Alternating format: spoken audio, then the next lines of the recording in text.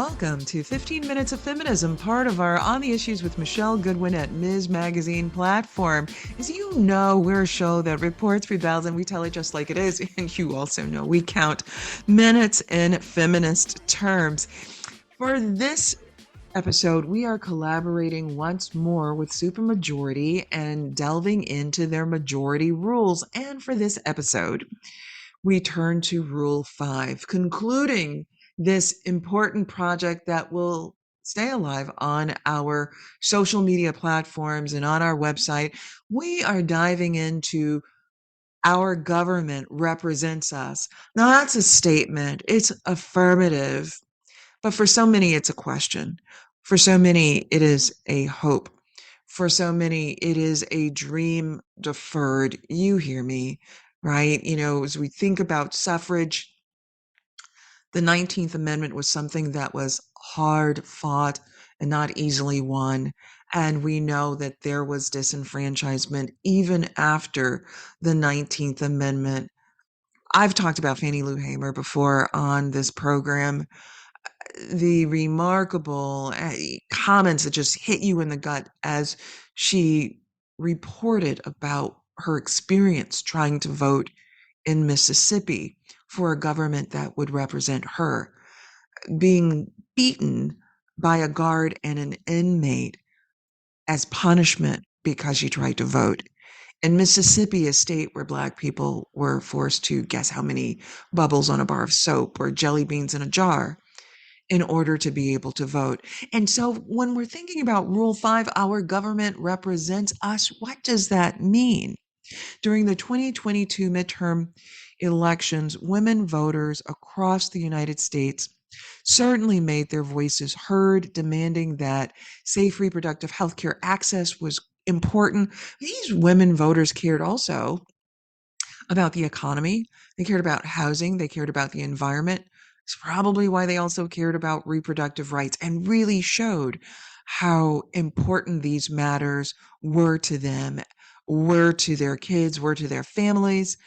So joining me as we think about whether our government represents us, what that looks like in terms of government representing us, what the hopes and dreams for government representing us looks like, I am joined by Congresswoman Katie Porter. Representative Porter is a politician, lawyer, and law professor who currently represents the 47th Congressional District in Orange County, California, serving in the United States House of Representatives since 2019. Representative Porter is widely known for steadfast dedication to keeping our economy strong, stable, and globally competitive by mitigating corporate greed, boosting competition, and investing in family-friendly policies while inviting and encouraging individuals to join congressional conversations. She's been with us before, so we're thrilled to have her back with us. Sit back and take a listen.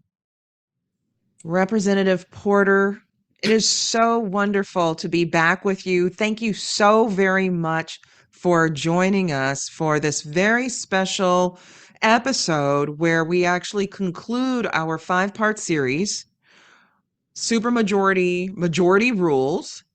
And I'm so glad that you're with us to dive into rule number 5, our government represents us. What's your sense about the truth of that in these times? Our country has certainly made progress, but we are not done. And I think it's important not to allow celebrations of the progress to stop us from seeing where we're falling short. And so I have been part of Congress since 2018. It was a record number of women who were elected into the House. It was the election of the first lesbian mother, for example, the first 2 Native American women. There were so many firsts in that group. But what has happened since then, which is we have made no progress on increasing the representation of women. And in fact, among Democrats in the Senate, for example, we've actually gone backwards. And so I think we have to focus on making sure that within and built into each celebration of milestones of representation is part and parcel of that celebration is celebrating the work that we have done to get to this point and lifting up and kind of renewing our commitment to continuing that work. I mean, it's a great point that you make because the World Economic Forum has frequently ranked the United States as being very low on the list in terms of women and power, women's representation in federal government. Heck, this is the same with regard to, and even worse in some cases, women in state houses. I mean, to just take a pause on that, when I think about the Dobbs decision, for example, coming, the challenge brought to the court by the state of Mississippi, nearly 87% of that state's legislature are all men. Yep. And we see this at every level of government, I would say. And so I think, as we celebrate some historic firsts, right, our vice president, right, Kamala Harris, I think it's easy for sometimes us to lose sight of frankly, I'm a numbers person, of the numbers, which actually are not very good. We love your numbers. We love that you bring the numbers to us. And I think part of what we've seen is really important diversity within the community of women that we are making progress on, right? There's still work to be done. It's not steady. But what we're not doing is we're not just making the numerical progress that we need to make to have that. And your point about state houses is exactly right. I would also say some areas of government. So I work a lot on economic policy. And, you and I I was a law professor. You and I both know that the business law, sometimes it's harder to find women professors. Sometimes it's harder to encourage women to take those classes. And so I think that is also an important tool here, is to make sure that we have women on water boards. We have women who are, and of course, guess what the background is to run for water board often? It's being an engineer. And guess what we don't have? A lot of women engineers. So some of these are pipeline problems, and frankly, some of them are structural problems. I think I may have told you this, but when I ran the first time in 2017, 2018, the most common question I got asked wasn't about policy. What do I believe? What am I going to fight for? What am I going to do? It was, what will happen to your children if you win? Look at that. What will happen to them? Well, we'll celebrate, right? What will happen to them? I will continue to care for them. But that, I think, goes as if to somehow they will be injured or harmed by the right. fact that you come to a space of leadership, that you come to represent something positive for our nation and for them, but that somehow that could be read as a negative, as something that could be harmful to them. Yeah. And so, I wrote a book. It's coming out in April. And in the book, I talk a little bit about this, navigating this kind of perception that I have put my career before my family, that I have caused my children to suffer. And I am literally fighting for my children and your children, and people who don't have children and people who never want to have children for the future. And my children are going to be part of that, I hope. And, I think a lot about this phrase that people often mistakenly will address me as congressman. And what I hear in my head and how I think of myself is as a congressmom. And every time someone says that to me, I just, in my head, I think congressmom, not congressman. There's so much to unpack in that, right? We could spend hours just thinking about the psychological assumptions or the psychological pains, right, that can be inflicted upon mothers that work. This idea that somehow they are not paying attention to their kids, that somehow they have surrendered what it is to be a mom to working a job, that somehow their children will be set back by their mother's employment. Now, for you, this is big because you sit in government and you lead the United States, right? But it seems to me that also is something that moms who work as receptionists, who work as nurses, who work as teachers, that they also get this kind of pushback where women are between a rock and a hard place. You need to take care of your families. Your kids need to eat, because I think one of the things when you came into Congress, you also came in as a single mom too. Yep, absolutely. So, I mean, look, I think that, when I got to Congress, I remember having a conversation with one of the members of the Democratic leadership talking about how the lack of planning about our time, right? The kind of assumption that our time is the nation's time. And there's an element of that that's true, but there's also an element of it that's just entirely preventable, and not dealing with it means that it's making it really hard for women to serve. And I remember talking about this, and the person said to me, well, your situation, Katie, as a single mom is just so unusual. And I remember thinking, unusual? There's like 10 million single parents in this country. Like, it's only in the halls of Congress that being a single mom is unusual. But the fact that it's perceived that way tells you why our policy doesn't think, I think, why representation matters, and why without representation, we are not going to think correctly about policy issues. And I'll give you a very concrete example. When we were discussing the expanded child tax credit, there were income cutoffs set. So if you were over a certain income, you didn't get this larger child tax credit. And the income, regardless of what you think that threshold should be, there was a problem, which was there was a single parent penalty built into it. So You can't make the that purpose up. of a child tax credit is to help the child. That's right. But the threshold was like $125,000 or $100,000, $150,000, whatever it was for single people. And then it was double that for married. Well, the cost of raising a kid isn't cheaper for a single parent. That's They right. eat the same number of boxes of cereal. The child care costs the same. In fact, single parents often need more child care. Absolutely. That's right. And so when I asked the tax folks in Ways and Means, why are you doing it this way? Mm-hmm. They said, nobody's ever asked us to do it differently. That's why it matters that you were there, bringing that kind of experience such that you could ask that question.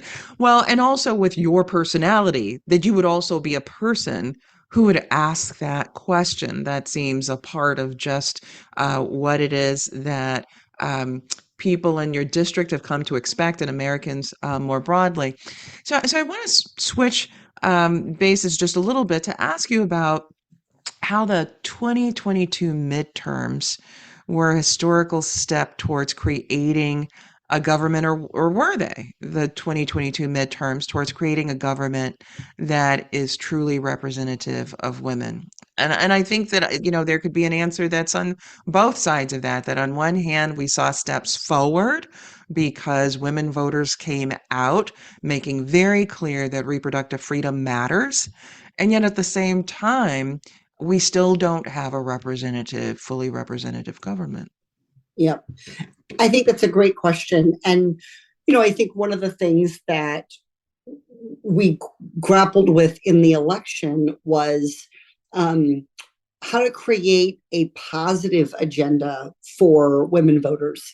For so long, and this is certainly true about a lot of other historically underrepresented, or groups that have had their rights limited, the Black community, the Indigenous community, the Latino community, where it's just all of your political efforts to hang on, to crawl your way, to try to pull yourself to baseline equality, in this case, the ability to control your own body, that it's very hard in that moment to also think about tackling all of the structural things that keep reproducing that lack of rights. And so, I think it was a powerful moment to see women, and increasingly all people, stand up for access to abortion, including in some states and places where people didn't think that mattered. And I would just say it matters everywhere. It matters to every person. It matters to every family. It matters to every human to have control of their body. I think that was a wrong assumption, and this election showed us that people want to make their own decisions about healthcare and about starting a family. At the same time, there were a lot of voters who felt like, I can't believe this is what I'm sort of limited to, which is again and again fighting for a right that others, namely in this case men, have had for hundreds of years. And so I think there was a little bit of both an energizing but also a deflating aspect of it. Hmm. No, that's true. And when you think about it, this has been centuries long fight to make sure that there is full enfranchisement, that there is full representation, and we know with better and more robust representation that the issues that matter to people who are underrepresented, who that are vulnerable and that have been passed over, finally those issues come to light. And we've seen that you've been shining a light on those issues, and so have a number of other women who've been in Congress. And so I'm wondering what you see as the next challenges forward to getting to that space where there is better representation, where there is equality in representation. What does that take? Yeah. I mean, I don't know that I have all the answers. I think in my own life, I question a lot and I think there was a wonderful article written about Lauren Underwood, one of my colleagues, the other day, the youngest Black woman to serve in Congress, talking about what it's like for her. And I think part of it is that we really have to be cognizant. We have to be explicit about this. And so I think, as for example, we see more men supporting abortion rights, that can become then a reason why it doesn't matter. The person's going to take, quote, the right vote. And within the Democratic Party, I think we hear a lot of this, like, well, but he's good on abortion too. Yes, but he hasn't had one.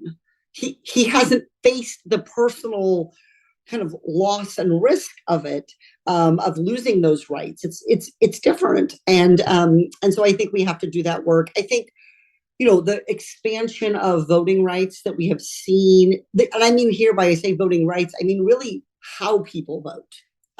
Is really an important tool to help underrepresented people. Shorter hours at the polls mean that low wage workers can't get there because they work different shifts. That means people who have childcare can't get there. Making our polling places accessible to people with disabilities. Expanding voting by mail. I mean, that is all part of how we begin to empower people to feel like their vote matters and their voice matters, and that they can choose a representative who represents them. Yeah, and you've touched upon also the challenges that have come up again with the types of voter suppression that we've seen, the ID laws, the laws in Georgia that you can't give somebody a cup of water while they're standing in a line where they may be there for 4 hours, can't give them a sandwich. These kind of old Jim Crow kinds of, residue echoing again in contemporary times. So before I let you go, we always ask folks about a silver lining, and I'm going to get there. But before I do, here's something that I'm wondering. I'm wondering what you've seen as some of the challenges in being who you are and coming to Congress to fight for everybody, that's clear. But as a mom coming in, a representative, what's been the biggest challenges for you? Well, I would say that historically, women's paths to politics have been historically, um, their father was in office, their husband was in office, they're kind of from a political family. And the women who have blazed those trails have also created kind of perceptions about what a woman in politics should be like, sound like, look like, think like, engage like. And I think it's important to make space for lots of different kinds of women and to do this job. There's a lot of, oh, well, that's just what he's like. He's just a straight shooter.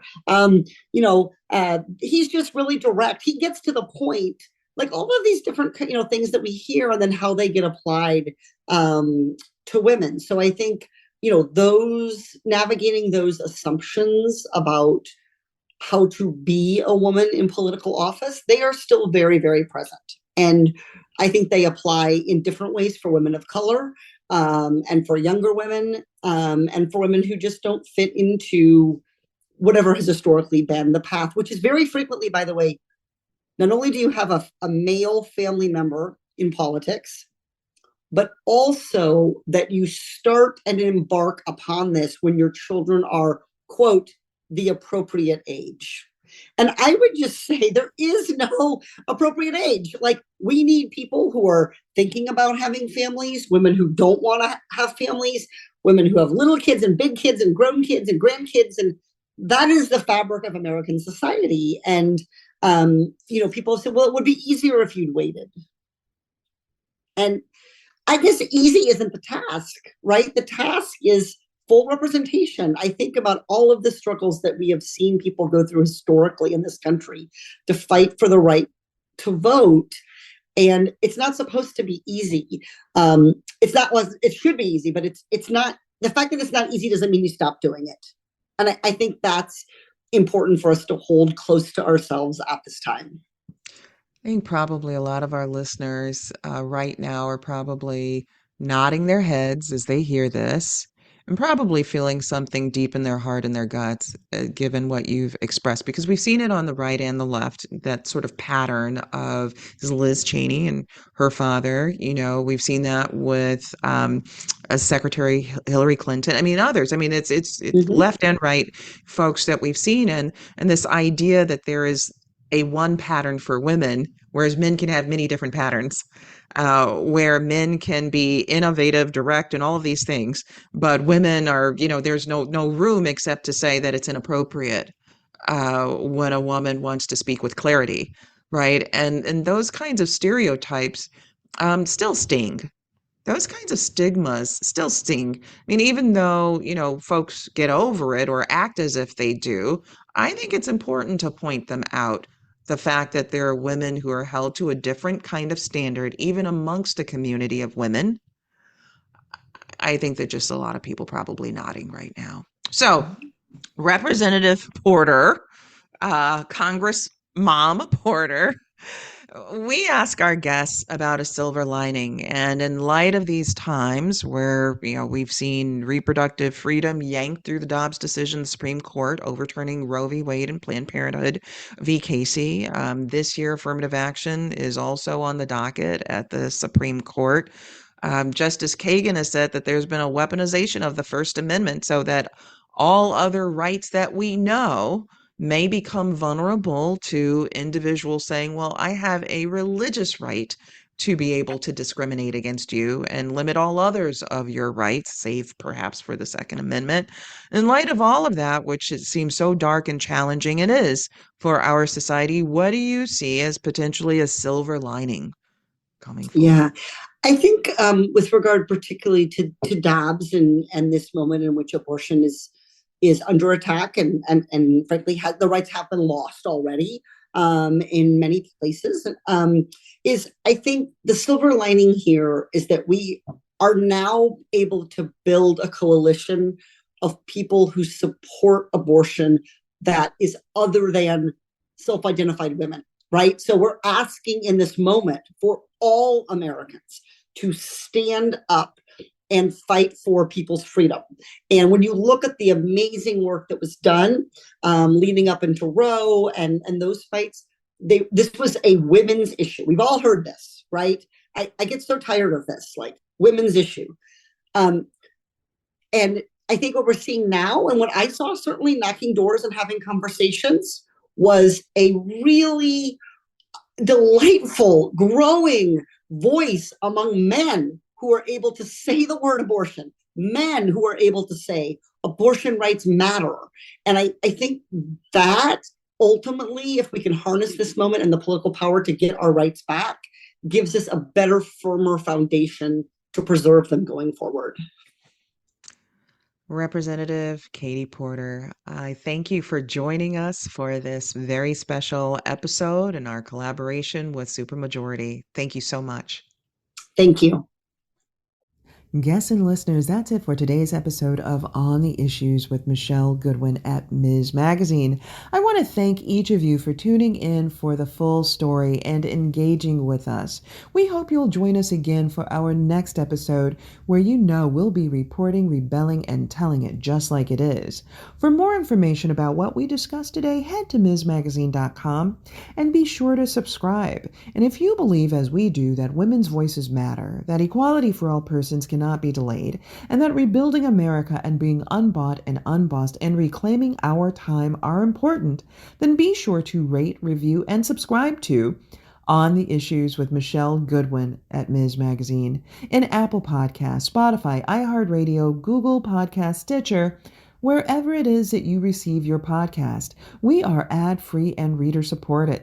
Help us reach new listeners by bringing this hard-hitting content in which you've come to expect and rely upon by subscribing. Let us know what you think about our show, and please support independent feminist media.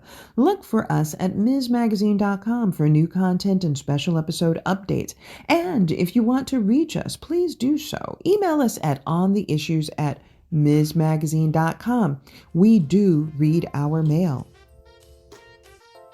This has been your host, Michelle Goodwin, reporting, rebelling, and telling it just like it is.